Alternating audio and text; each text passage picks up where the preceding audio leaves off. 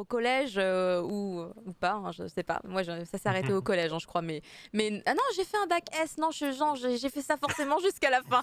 J'ai fait ça jusqu'au bout. Dr Stone, Thunder Geeks, toi qui vas nous en parler, Oui, c'est une tout à lecture que tu fait. aimes beaucoup. C'est une lecture que j'aime beaucoup, effectivement. On va revenir après de pourquoi du comment, mais d'abord un petit pitch des familles. On est dans un lycée japonais, tout ce qu'il y a de plus classique, et un jeune homme du nom de Taiju, qui est pas des plus intelligents, mais qui a un cœur gros comme ça et une très bonne force, a décidé aujourd'hui, il va déclarer sa flamme à la fille qu'il a toujours aimée, et il en parle à son meilleur ami Senku, qui lui, pour le coup, est faible comme une petite mouche, mais qui a un cerveau énorme et qui, lui, tout n'est mu que par la science. Et donc, il donne rendez-vous devant l'arbre, le camphrier de l'école, pour lui déclarer son amour. Donc, vraiment, scène de rom-com assez typique. Et là, il y a un flash, il y a une espèce d'énorme explosion dans le ciel. Et en fait, toute l'humanité se retrouve pétrifiée d'un coup. Alors, Taiju, il est pétrifié, il voit plus rien et il sent que sa conscience disparaît, mais il dit non, je peux pas m'endormir en gros. Je dois résister, je dois résister, et il résiste le plus possible. Et on voit pendant qu'il résiste que petit à petit, la végétation reprend ses droits, les animaux reviennent, les barrages commencent à céder, l'humanité, tout commence à se désagréger. Et donc 3700 ans passent, et au bout de 3700 ans, le Taiju arrive miraculeusement à se libérer de sa carapace de pierre, de sa gange de pierre. Il se dit oh là là, qu'est-ce qui s'est passé? Donc il essaye de se rappeler vite fait via la topographie du terrain tel qu'il connaissait où était l'école. Et quand il arrive à l'école, il retrouve le camphrier qui existe encore, qui est donc immense maintenant, parce que c'est un jeune arbre, et maintenant c'est un arbre Ouais. millénaire. Et la statue de sa bien-aimée qui est retenue qui est donc en pierre aussi, mais qui est retenue par le camphrier qui l'a protégée. Et alors il se dit, bon, qu'est-ce que je vais faire? Et là arrive Senku, qui est réveillé depuis 6 mois lui aussi, et qui a commencé grâce à la science, de travailler et réfléchir à pourquoi l'humanité a changé en pierre. Et en fait, il n'a qu'une idée, c'est que par le pouvoir de la science, il va ramener l'humanité et la civilisation, parce que lui, il peut pas vivre dans un monde avec juste des bouts de bois et des huttes. Il a besoin de la science à tous les niveaux. Et donc, on va commencer une énorme épopée où, en fait, le héros n'est pas étonnamment Taiju, le héros de shonen typique, mais Senku, le scientifique, qu'on va suivre tout au long des aventures. Donc, c'est celui avec la coupe en forme de poireau. Et on va le voir, en fait, il va très vite. Je peux le révéler, ça c'est dans le tome 1, et c'est les enjeux principaux Bien sur sûr. les 10 premiers volumes du Mm. récit. Ils vont réveiller, en fait, ils vont très vite trouver un moyen de réveiller l'humanité grâce à une potion qu'ils vont créer. Je vous passe les détails de comment. Ils vont réveiller un homme, un adolescent, qui est l'adolescent le plus fort du monde. Voilà, c'est assez fantasque à ce niveau-là, il faut le dire. C'est toujours. Ouais. Il y a beaucoup d'extrêmes dans Dr. Stone. Et donc, en fait, ce mec-là, Tsukasa, en fait, il est content d'avoir été réveillé, il veut les protéger, il devient ami avec nos deux héros, puis il dit, mais en vrai, faut pas réveiller les vieux, parce que si le monde va mal, s'il y a une telle inégalité sociale, qu'il y a des pauvres, des riches et tout ça, c'est à cause des vieux. Donc, en fait, on va réveiller que les jeunes et faire un empire avec que les jeunes, où tout sera bien et parfait. Et Senku, il dit, non, moi, enfin, j'ai absolument pas envie de ça. Moi, je veux la science, et je veux réveiller tout le monde. Il n'y a pas de négociation. Donc, va commencer une bataille entre, d'un côté, une armée que Tsukasa va créer, parce qu'il prend possession du moyen d'avoir la potion magique de résurrection. Et de l'autre, Senku, qui a donc plus rien, et qui va, grâce à l'aide de quelques, on va dire, autochtones, recréer tout. Et donc, Dr. Stone, ce qui est intéressant, c'est que d'un côté, vous avez une intrigue un peu, on va dire, je vais pas dire policière non plus, on n'est peut-être pas sur du détective Conan, mais on a quand même les. Qu'est-ce qui s'est passé? Pourquoi le monde est devenu comme ça? Comment est-ce qu'on arrive? Comment est-ce qu'il y a encore quelques survivants? Parce qu'on en trouve quelques-uns, donc des autochtones. Comment est-ce que ces mecs-là existent? Et donc, on a ça d'un côté. Donc, on va avoir un fil rouge où Senku dit, par exemple, il arrive dans le village, première chose qu'il voit, il y a quelqu'un qui a une espèce de pneumonie. Il dit, OK, il faut la soigner. Si je la soigne, j'aurai le respect des habitants. Et donc, comment on va la soigner? Il faut créer un antibiotique. Et donc, première étape, créer un antibiotique. Et à partir de là, comme il y a 50 000 étapes pour créer un antibiotique, tous les chapitres de Dr. Stone, en fait, se basent sur vraiment le concept de on va créer du plastique. Alors, pour créer du plastique, il va nous falloir ça, ça et ça. Mais comme on n'a pas ça, on va devoir créer en plus cette matière-là qui Ça, n'existe ouais, pas c'est vrai. encore. Mais dès le Et début, donc, ça prend cette forme-là à chaque fois, c'est ouais. toujours C'est une ça. arborescence, en fait, où Senku, l'avantage de Senku, l'avantage du manga, c'est que ce n'est pas enfin, ce qu'ils vont dire dedans est réaliste. Donc, pour faire du Ouais. plastique, c'est bien cette méthode-là. Pour faire du béton, ça serait bien cette méthode-là, et ainsi de suite, et ainsi de suite. Ce qui n'est pas réaliste, en revanche, c'est tout le reste. Ça veut dire que le personnage de Tsukasa, il est immensément fort. Le personnage de Senku, il est immensément intelligent. Il a en gros avalé toutes les connaissances de l'Encyclopédia Universalis. Il peut tout créer et tout faire et rien ne l'arrête. Il y a des personnages qui clairement... ce n'est pas réaliste. Par exemple, quand on voit les autochtones, ils sont habillés, malgré qu'ils soient avec des vêtements de peau de bête, ils ont quand même des styles un peu japonisants. Enfin voilà, alors qu'on est 3700 dans le futur. Le manga ne s'embarrasse pas spécialement d'être le plus réaliste à ce niveau-là. Il veut surtout être le plus réaliste et le plus véridique sur les faits scientifiques qu'il propose à montrer à ses lecteurs. En fait, ça c'est le premier truc qui est intéressant.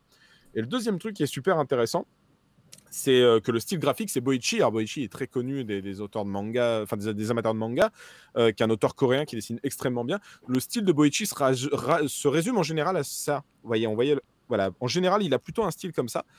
Et il se trouve que pour Dr Stone, il a dans les 3/4 des planches, on va dire, simplifié son trait. Alors, c'est pas une erreur ou c'est pas un truc comme ça, c'est une technique que les mangaka peuvent utiliser. Dans Bakuman, elle était par exemple mise en avant à un moment. Ils expliquaient que pour gagner du temps et permettre beaucoup plus d'expression, de richesse, d'émotion et pouvoir rendre des chapitres par semaine, les meilleurs mangaka, dont fait partie Boichi, ils enlèvent quelques traits, ils rajoutent quelques nuances dans les expressions et ça change complètement le style graphique. Donc on découvre un Boichi qu'on ne connaissait pas parce que ça ressemble pas du tout à Sunken Rock, ça ressemble pas du tout à ce qu'il proposait et même de ce qu'il fait à côté. On a le Boichi de ce que Boichi peut faire dans un hebdomadaire et ça c'est super cool en fait à ce niveau-là. Et le dernier truc vraiment intéressant, je trouve moi sur Dr Stone, c'est que on ne perd pas de temps, on ne perd jamais de temps. Ça peut être un défaut dans le sens on va trop vite, mais en même temps on voit un milliard de choses, on avance tout le temps, on n'a jamais le temps de se reposer, les arcs sont très courts et pourtant ils sont très satisfaisants. Et on en est à 14 tomes, donc là on a le 14e volume qui est sorti aujourd'hui.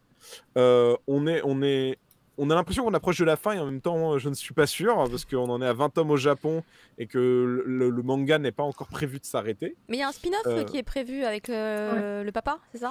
Oui, alors c'est un one-shot de mémoire et c'est un one-shot qui va raconter, on va dire, ce qui est arrivé au père du héros un petit peu avant les événements du récit. Je ne vais pas trop en dire parce que c'est assez spoilant. En fait, c'est vraiment un spin-off mais qui est fait pour les lecteurs de Dr Stone. C'est pas par exemple comme My Hero Academia Vigilante, le spin-off. ouais, c'est pas du tout comme voilà, c'est pas comme Vigilante qui peut se le lire séparément.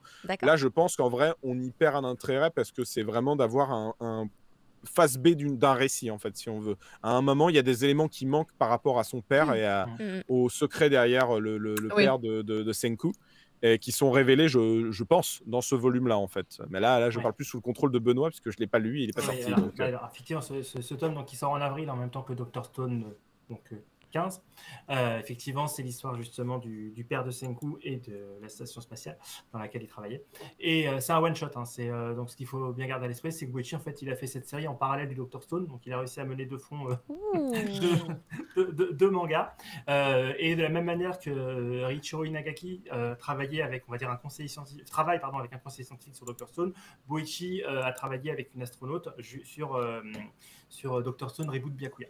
Et moi, je veux dire, faut savoir qu'au bureau éditorial manga Glénat, on a tous été émus véritablement par cette histoire et certains ont versé leurs larmes. Et moi, je vous avoue que quand j'ai fini ce tome, j'avais vraiment un pincement au cœur et j'étais là, je fais non, je vais pas attaquer un autre manga tout de suite. Je veux d'abord savourer ce que j'ai. Déjà, quand on le voit dans l'animé, c'est vraiment une période, c'était dur à vivre. Moi, j'ai vu que l'animé, j'ai pas encore lu le manga. Parce que justement, c'est la force aussi de Dr Stone, c'est que les sentiments sont très sincères en fait. Ça veut dire que on peut reprocher des choses à Dr Stone et il y a des choses qui sont reprochables. Je parlais du rythme, je parlais des fois du fait que l'impact, ils inventent tellement de choses par chapitre ça peut amoindrir l'impact. On dit bon, ok, il vient quand même de créer du plastique là. Est-ce qu'on peut rester arrêté 2 secondes dessus? Pas du tout. On tourne la page, on est déjà en train de créer un moteur à propulsion et on peut. Voilà, des fois, ils s'arrêtent sur des inventions un peu pas très intéressantes, ou en tout cas pas les plus ludiques. Et il y a des trucs super intéressants qui passent. Et donc, on peut se dire, ah, c'est dommage. Mais les deux auteurs travaillent d'arrache-pied et de concert pour proposer une œuvre qui est très sincère dans ce qu'elle veut raconter, dans les émotions qu'elle veut raconter. Le chat n'est pas d'accord. Les chats sont bienvenus, tout va bien. Je pensais que c'était le mien, mais je me disais non, j'ai pas compris le mien là. Et je trouve que Dr Stone réussit très bien ça. C'est-à-dire que Senku, sur les couvertures, il a toujours, même on le voit sur cette couverture, il a le regard un peu malin et taquin. Et on pourrait se dire que, en plus que c'est Monsieur Big Brain, il est un peu moqueur et méchant, mais il a un cœur gros comme ça. Et sous couvert de logique, il dit des fois, par exemple, la logique demande à ce qu'on sacrifie les plus faibles pour atteindre la sortie. Mais il va te dire, mais en revanche, c'est pas mon esprit scientifique et j'ai pas envie de ça, quoi. Moi, je pense que la science peut faire en sorte qu'on survive tous et qu'on passe toutes les épreuves ensemble. Et donc, on a des vrais moments d'émotion, des vrais moments de rire aussi. Il a fait aussi toute une belle palette de personnages secondaires qui marchent vraiment très bien. Je pense à Chrome, parce que c'est celui qui est, je trouve, le plus rigolo et le plus intéressant. Mais il y a vraiment Ginro et Kinro, il y a Magma. Enfin voilà, il a créé toute une palette de personnages très rigolos avec des looks et des designs qui sont propres à ce que Boichi peut donner. Et vraiment, on sent qu'il s'amuse. On sent qu'il met beaucoup de soin au dessin. Et on sent autant qu'il s'amuse. Et on sent que le scénariste aussi. Et voilà, c'est un manga feel good.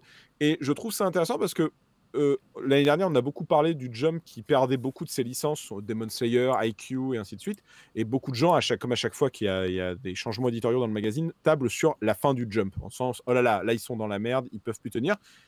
Et il y a des licences qui tiennent, dont on ne parle pas beaucoup, dont par exemple Black Clover. Enfin, quand je dis qu'on ne parle pas beaucoup, il faut prendre par rapport, par exemple, à IQ ou à Promise Neverland. J'entends plus ça, en fait. Mais il y a des trucs comme Black Clover. Et Dr Stone, ça fait partie aussi des autres petits piliers qui sont restés, qui sont très solides dans la forme et dans le fond, qui fédèrent toujours les lecteurs au Japon.